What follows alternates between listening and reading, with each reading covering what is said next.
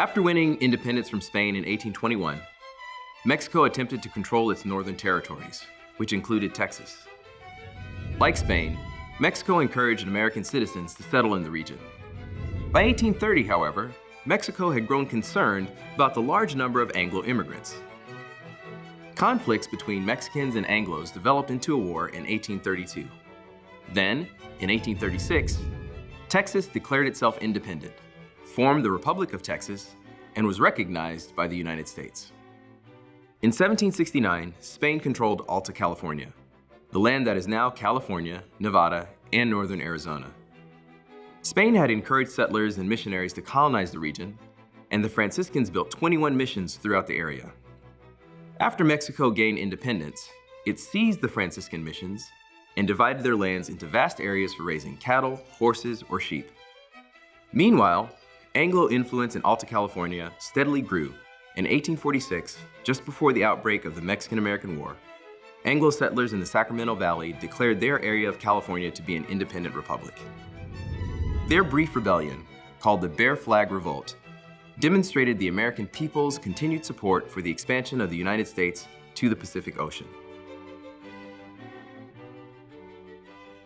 America's belief in manifest destiny was the root cause of the Mexican-American War. President James Polk argued that by divine providence, U.S. territory should extend to the Pacific Ocean.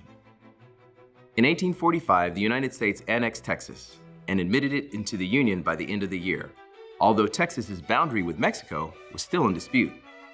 After Mexico refused American demands to negotiate the border and refused to sell California, President Polk sent U.S. troops under command of General Zachary Taylor to the contested area.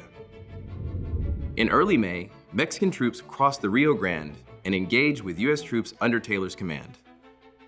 Although this occurred in disputed territory, Polk wrote Congress claiming that Mexico had shed American blood on American soil, and Congress declared war on May 13, 1846.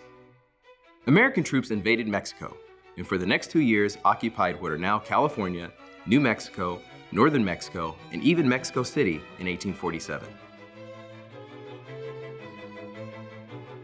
Manifest destiny had now been fulfilled.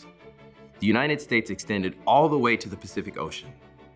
Later, the Homestead Act of 1862 encouraged settlers to migrate west in even larger numbers. However, as the prospect of statehood for new territories loomed, so did the question of slavery. Would the new states be slave or free states? Congressional attempts to ban slavery in the territories had led to bitter debates. Twice, such laws failed to pass in the mid-1840s. The Compromise of 1850 eventually settled the question of slavery in the new territories. Nevertheless, the debate over slavery intensified. Regional antagonism grew, and just a decade after the signing of the treaty with Mexico, America would be immersed in the Civil War.